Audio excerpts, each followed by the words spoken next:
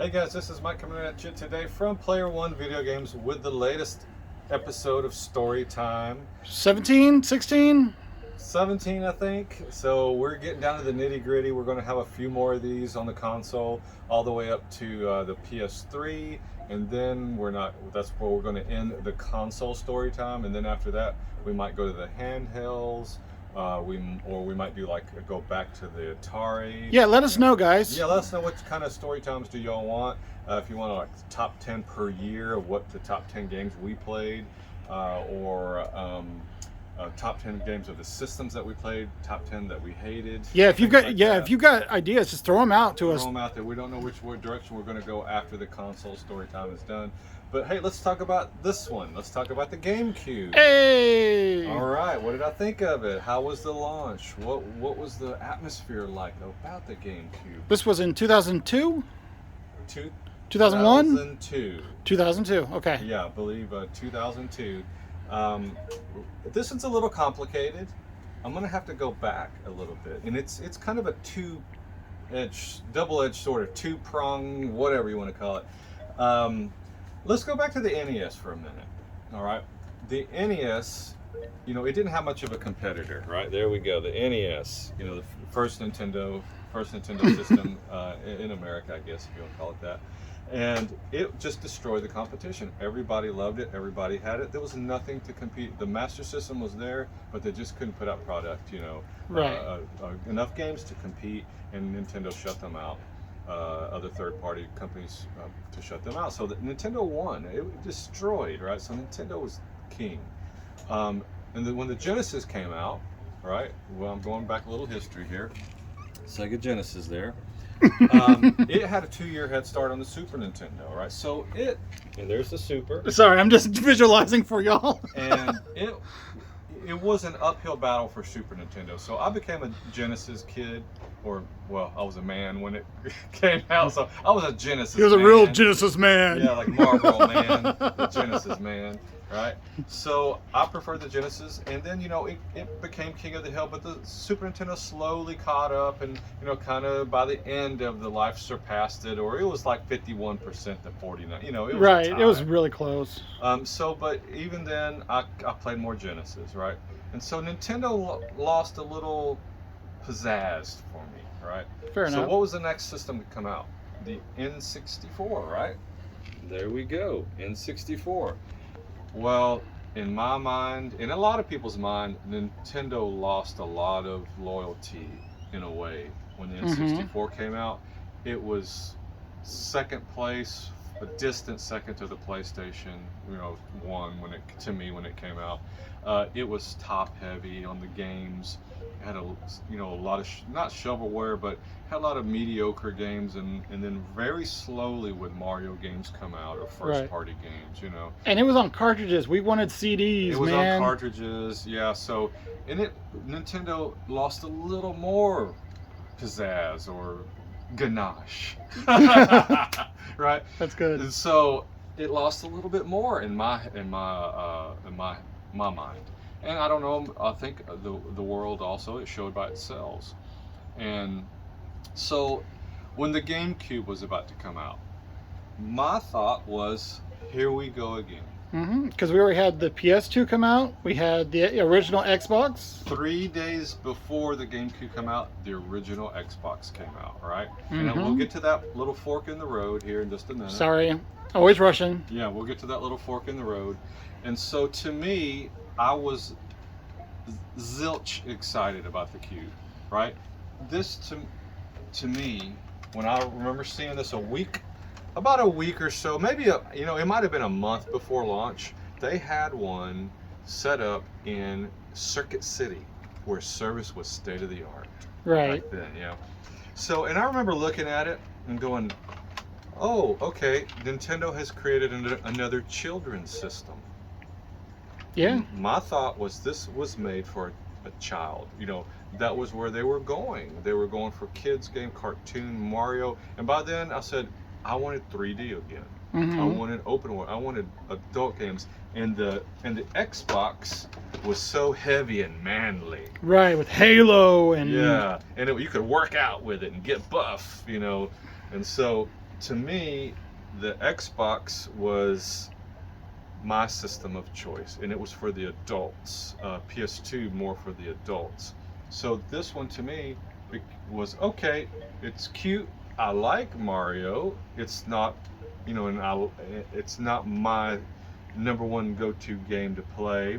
I liked Mario 64 on the N64. I played it, and I played some N64 stuff quite a bit. So in my brain, was I going to buy the Cube because, okay, get this, 99 you had to buy a Dreamcast. 2000, right, you had to buy a PS2. Right. No, it was 01 when this came out. Was it 01? Okay. Tim, look up, was it 01? I'm already lost. 01 when the GameCube came out. Look at us. We're idiot experts. savants, right? Yeah, we're such good experts here. It's crazy. And so you were already spending, you had to spend hundreds on the, and not just the price of the game system, you had to buy the games too. Right. So 3 years in a row you had to buy a system and games, so you were really shelling out. And then 3 days later a Cube comes out after the Xbox. I'm like, I was like, no, I know which one I'm choosing. Right. Right. And really what made me choose and put the nail in the coffin for that choice, Tim, did you figure it out? Okay, there we go. Yeah, it's not 02, it was 01. Coming in with the stuff. Yeah. It's fun. 01. No, you're good. This is what we do. So 99 you had to buy a system, 2000 you had to buy a system, then 01 you had to choose Xbox or Cube. I chose the Xbox. And really what the nail in the coffin was, let me show you. At Circuit City they had a demo game that you could play, Luigi's Mansion. And in my brain... Wait a minute. That's not Mario? Well, no, I was excited that it was Luigi. Right? But I thought it was going to be like Mario 64. Oh, okay. Right? I didn't know it would be limited like it was in my mind.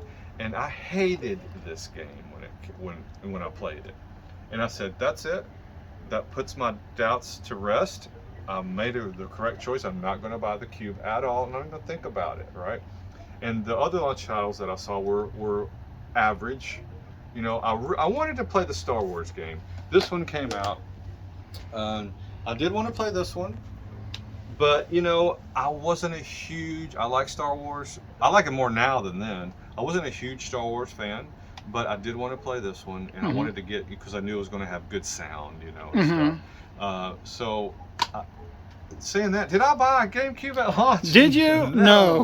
We didn't figure so. Did you pre-order one? No, I didn't even. No, and what I remember, there was no lines really for you. I don't remember lines. There could have been, but I wasn't actively looking for this. For the Cube, there might have been some lines for it here and there, but it was nothing like the PS2 launch, right? Where it was just mayhem everywhere. So, what made me buy the Cube? What do you think? Take a scan of these games, and which one of these games made me buy the Cube?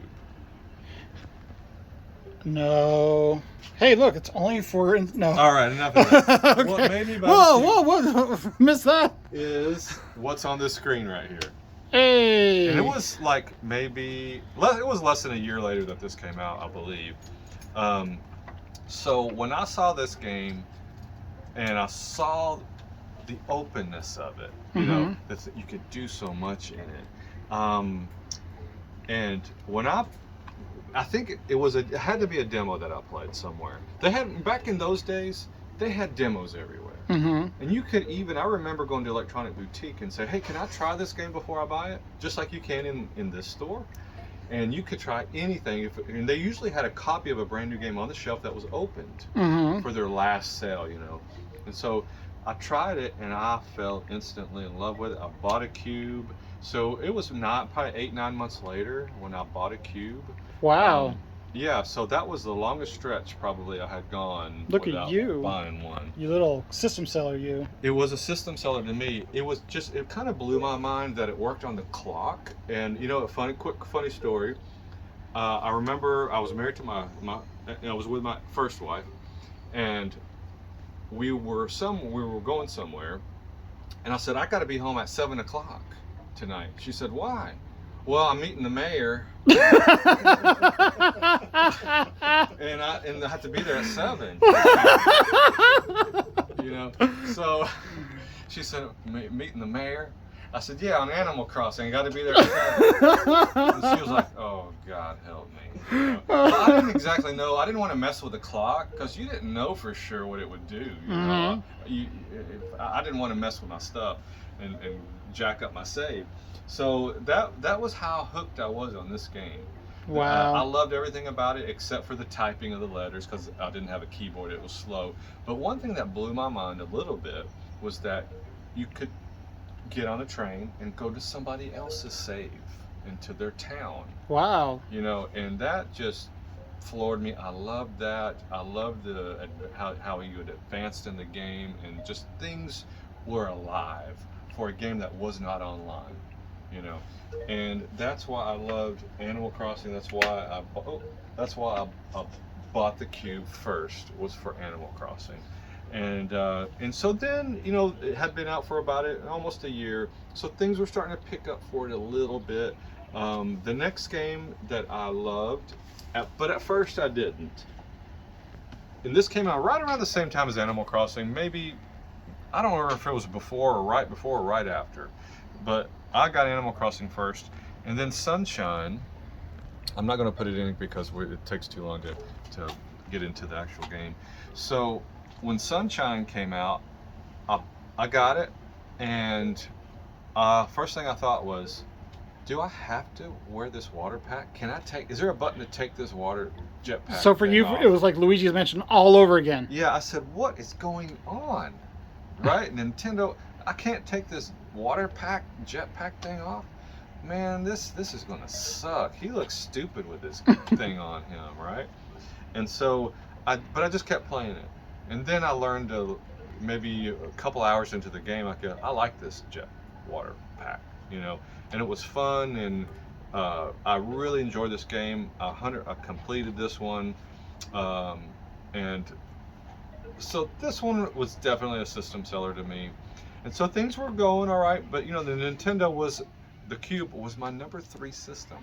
No, my number 1 at that time was original Xbox, PS2 number 2, and Cube number 3. And you know, I thought, man, these discs are small. Oh yeah, we haven't talked about those discs. We haven't talked about these discs. I said, these discs can't do a whole lot. You know, they're small, they're tiny. And I thought, it can't do the graphics of a PS2 because, you know, think about it. What I have played so far is a cartoony Animal Crossing. You know, you could almost do that on the 64. And in fact, isn't that where Animal Crossing started? I don't remember.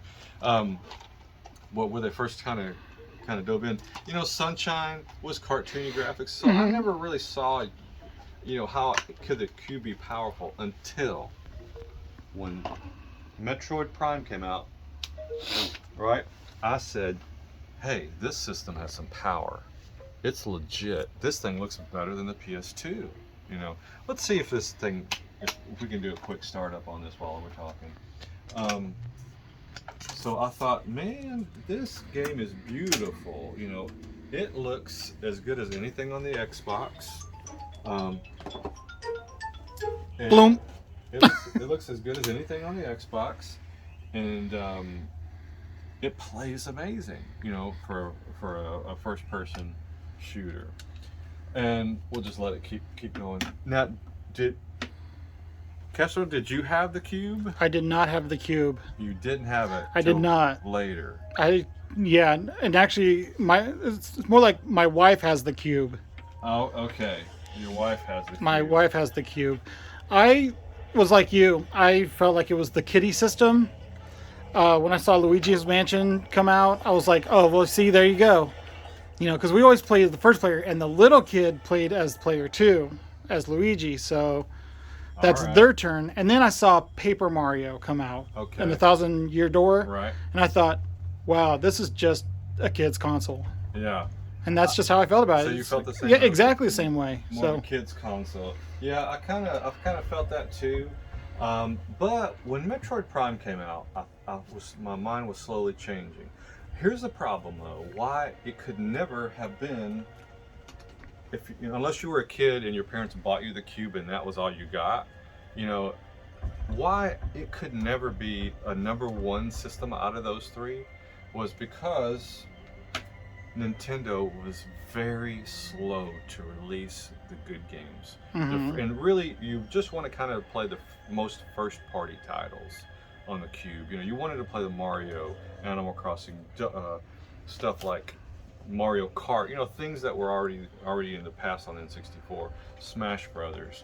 So those first party games were very slow to come out. You know, just like the N64 was. It was very slow to come out. So to me, and even though it had some same games, say on the PS2 or some same games on the Xbox, even those weren't that many. You know, PS2 just tenfolded the games that the Cube had, and the Xbox had more also. So that's why I knew that it could never. It was just such a slow go of the games being released. But when Animal Crossing, you know, and Sunshine, Metroid Prime came out, you're like, okay, here we go. This thing has power. It's a good system. You know, it's good. It's just Nintendo. They're the issue. They're the problem with the release of the games.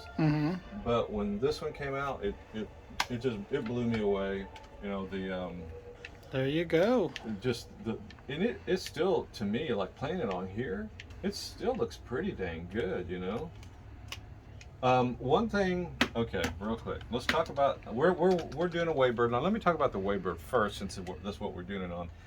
To me, this was the very first wireless controller that was good. Yeah. And especially being a first party, you know, a Nintendo brand, this thing kicked butt. I love the Waybird. But saying that, you know, this was the original launch controller, of course. And I think it's one of the better feeling controllers in your hand. I really like it.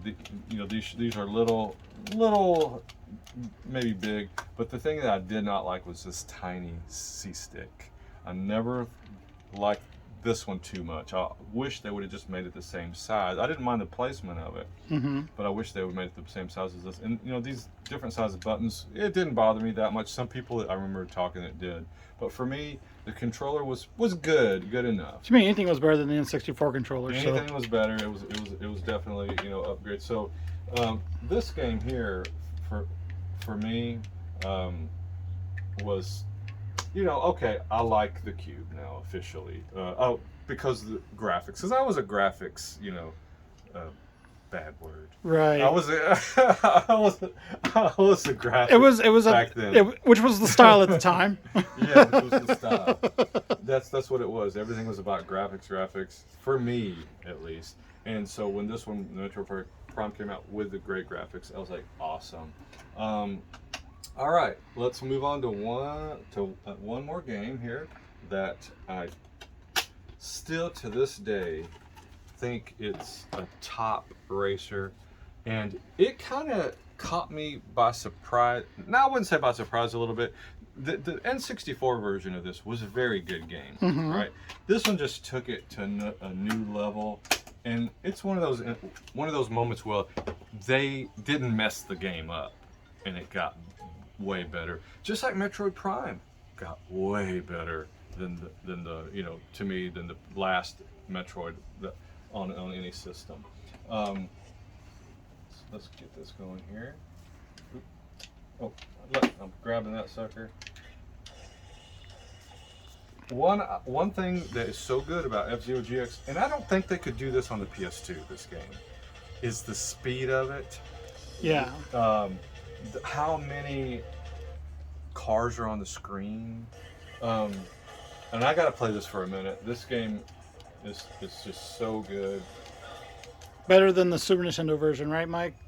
Oh yeah, definitely better. Now you know the N64 version is a great version too, but this one just takes it to the next level. And I want to play a little bit of this one for a minute, so you can see, if you've never played this game, see what it's about. Because a lot of people don't like racing games, you know, but this is different.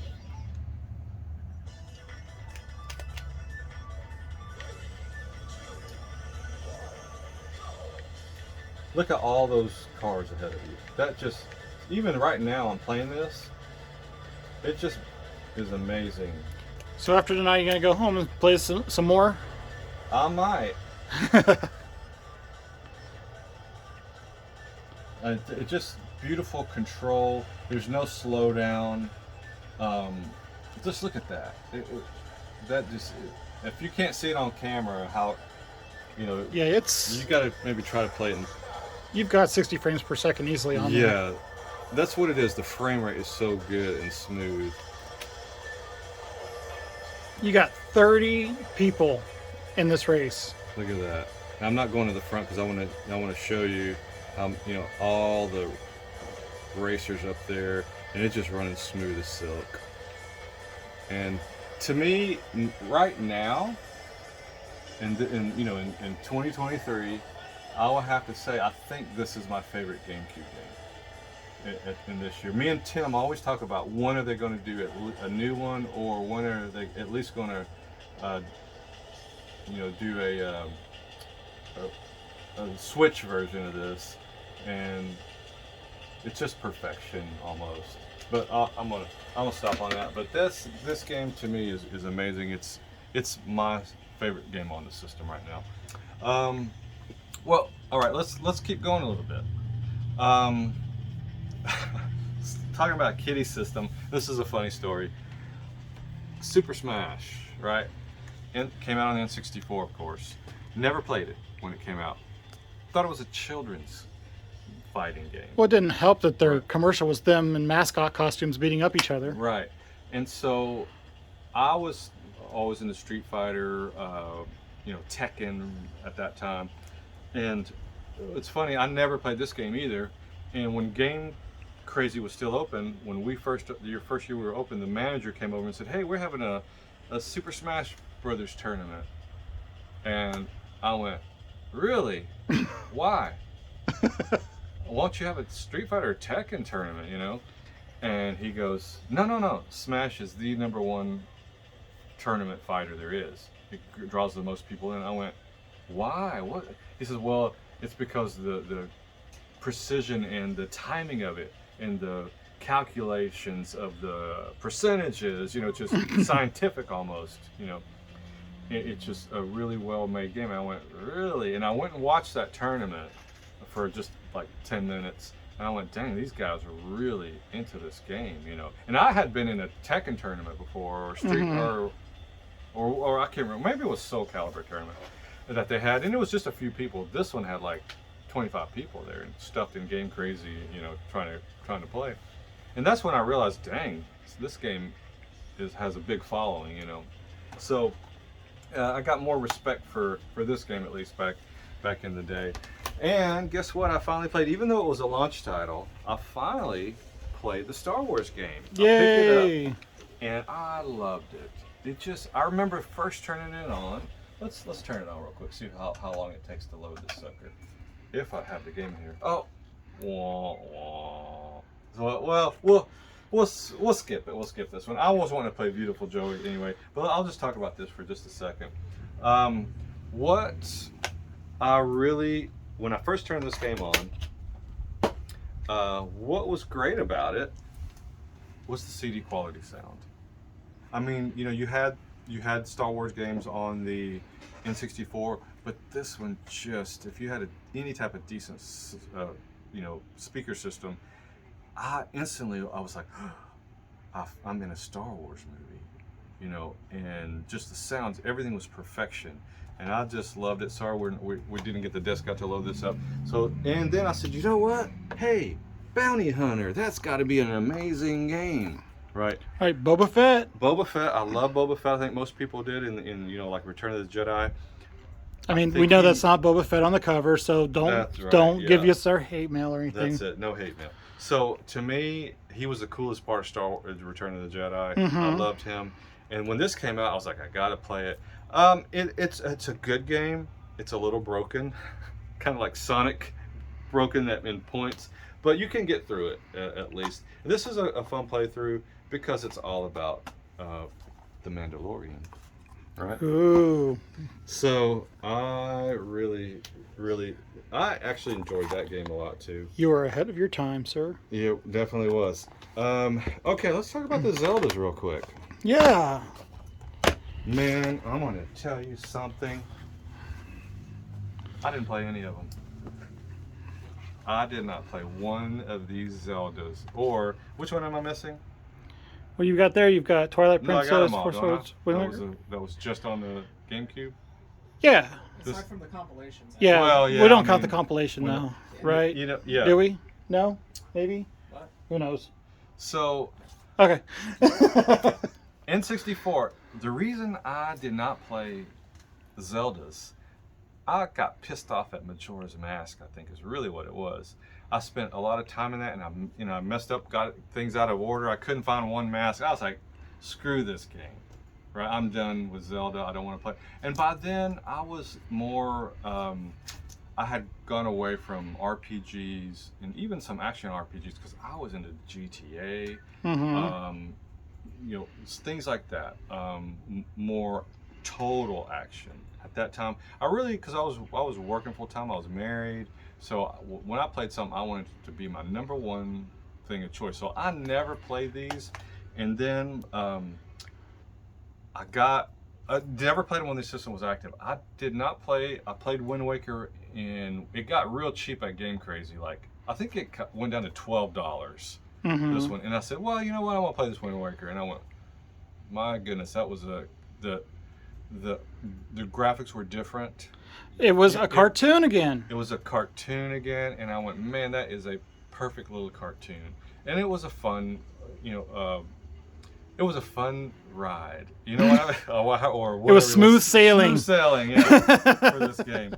So this game got me back into it, and then I tried Four Swords, and it kind of felt old school, to me. And I didn't particularly I maybe had about 5-6 hours into this one, and I stopped. And then when Twilight Princess came out, I want to say it came out the same time on the Wii. Is that right? Did. They both launched on the same day. Is that right? Okay, Yep. That's what it was. So I played this one on the Wii. So, the only one I really played through on this one, and the system was dead by then, was Wind Waker. So, the Zeldas for me they don't mean a whole lot on this system. They mean definitely more to me on the NES and Super, and N64. And I kind of stopped playing them at that time. But this was a game that was late in the system's life that I bought brand new, and the reason I bought this sucker brand new was it was 2D. It felt, 80s, or 90s. It felt like an early, fighter, two-dimensional fighter. Just your classic. Let me get this going. But with so much speed and atmosphere for this game, I fell in love with the first Beautiful Joe. It was just really fun. It's just pure fun to me, the Beautiful Joe. I'll let it get loaded up. Now, have you played any? When did you get your system? Was it already kind of dead? Or? I don't know. When did I meet my wife? Oh, okay. So it was later. It was way later. Way later. Because I was just like, I was already turned off on it anyway. I was already 20 something. I was like, this is a kid's system. Right. I had my PS2, which was my DVD player. Okay. So. Well, we'll get that loaded up. So when this game came out, here we go, new game. Let's play it. Let's get. Oh no, let's do kids. See, look at that kids system. Kids system right there. We'll do adults. What is it? We're in it. No, never mind. All right, let's get in. I actually haven't played this game in a while. Probably been a couple years. Come on, buddy. Let's get going. There we go. Captain Blue. That's right. So, while this thing's loading up, another game, I think this one was no, this one wasn't that late, but I think I got this one later. Because, when this game came out, Time Splitters 2, while we're waiting on this to load up, it doesn't have that great of a name. No. I didn't know what it was about. But when I played this game, I was like, an offline, like Call of Duty style, but offline. And I must have. I played this game over and over and over again because it was hard to find a game like that. So you played it on GameCube then? On the GameCube, yes. But later, I don't remember having to go through all this stuff here. but maybe so. So I did not, but I did not play it right when it launched. But I remember buying this one used. I bought most of my stuff during that era at Game Crazy. During this, Game Crazy had amazing prices. Like, you could get, like, I remember Mario Sunshine went down to $12.99. Mm-hmm. If you were a Game Crazy Game Club member. Yeah. Back then, right? And it was part of Hollywood Video, right? Like, it was a subsidiary of Hollywood Video? Yeah, they always had them attached. Like, you can actually go in and out without, you go through the doors. Let's talk about a couple more things while this thing's loading. Sure. All right. Let's do a quick rundown of these. I don't remember this long of an intro on this game, but okay. You know, 2D games have a hard time transitioning, like Contra, I always say. Mm-hmm. Have a hard time transitioning Castlevania, right? Right. To 3D. Well, this game, I really like what they did. If you've never played Rampage on the Cube, and I think they have this on the PS2 also. Mm-hmm. They didn't quite make it a full 3D game, but it has more depth to it. The buildings in the foreground and the background. This game is total fun. They did a great job of making the game modern. Even though it's still not quite 3D, this is worth a play. Under the radar. I tell everybody about this when they come in. And, okay. This game. Okay, so I'm gonna sit.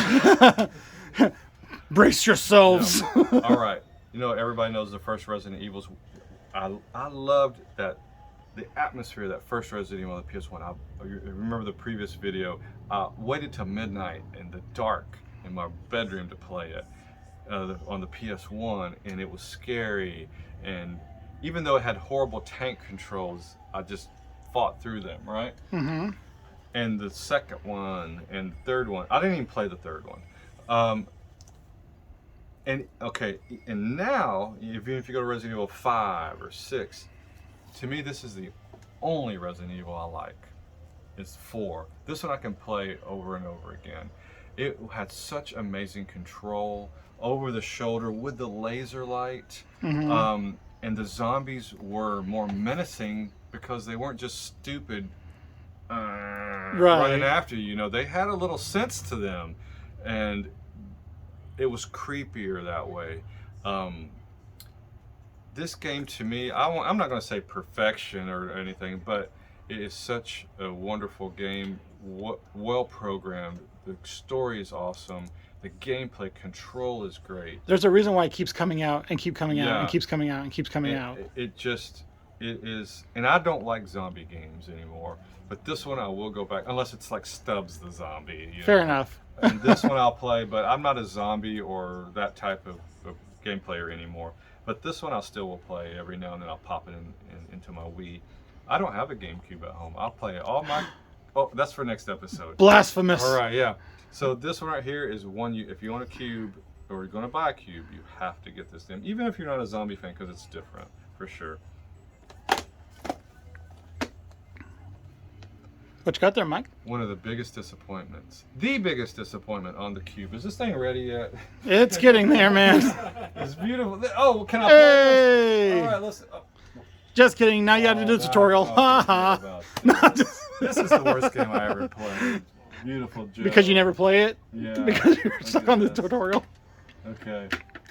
Forget it. We'll just let it keep going. So the worst game I ever played. Oh no, I'm not gonna say the worst game I ever played. The most disappointed I was in. I like to show my disappointments on the systems too. Just like this one reminds me of the time when I told my father. He asked me, "Son, what do you want to do when you grow up?"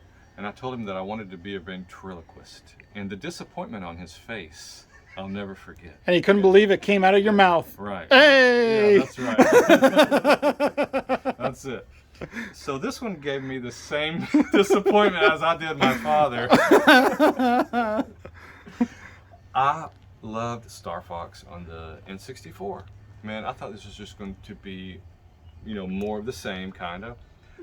But before I bought it, I realized, I looked at it, I said, no, this is not like that. It's an adventure game. And I thought, well, maybe it'll still be great. Mm-hmm. Who knows? It's going to be the latest, like a Zelda, or I don't know, or something. Right. And boy, it wasn't. You know what? It was such a big disappointment. Not that it's a horrible game, right? It's just a bad Star Fox game. It's a bad Star Fox game. So I want to find a ship to different planets and that type of thing. Well, this one they just tried something different, and for me personally, it didn't work. Mm-hmm. But saying that, it's not a bad game. No, it's a right? good game. It's a good game. So that was probably my biggest disappointment on the Cube. Can I play this yet? No. All right. No.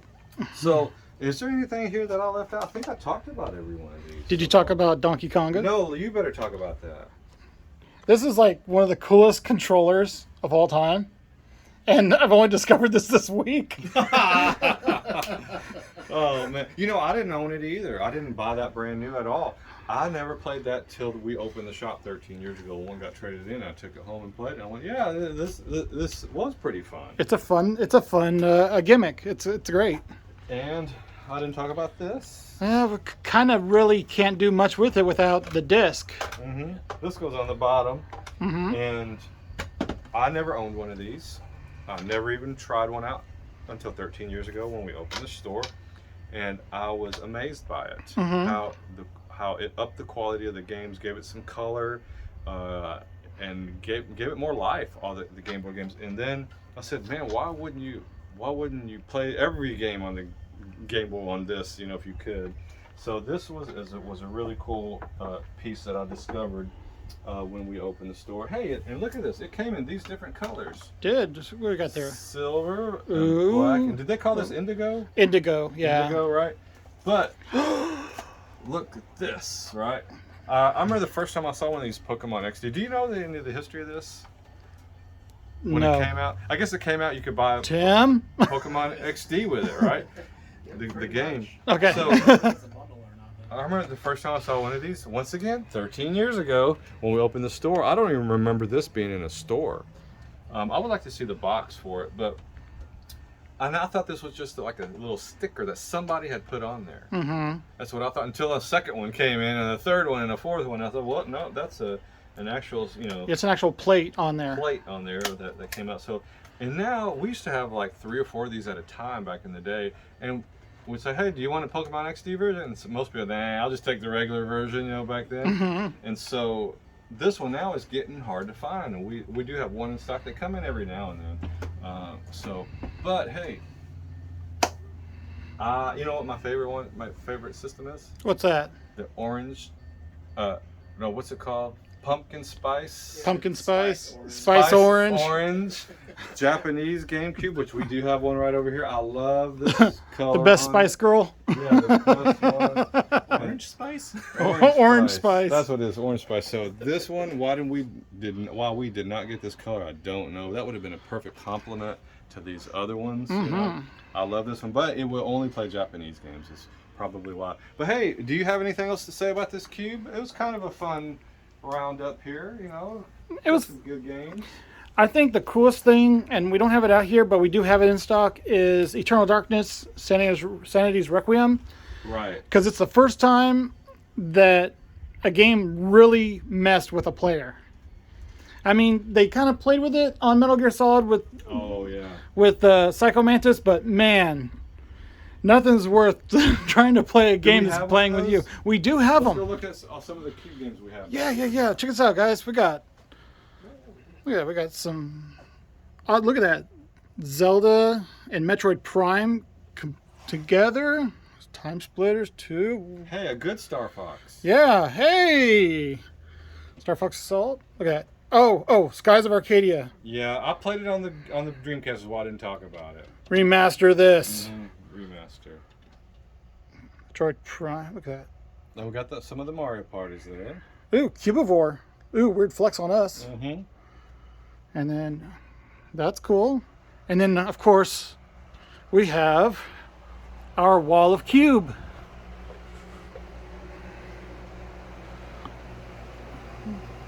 All right. Whole wall of cube. Woo! Don't go too fast, you'll make them sick. All All right, guys. Hey, saying that, we appreciate you watching our videos. Like, subscribe if you haven't. Make a comment. So come on down to Player One. It'll be a great time.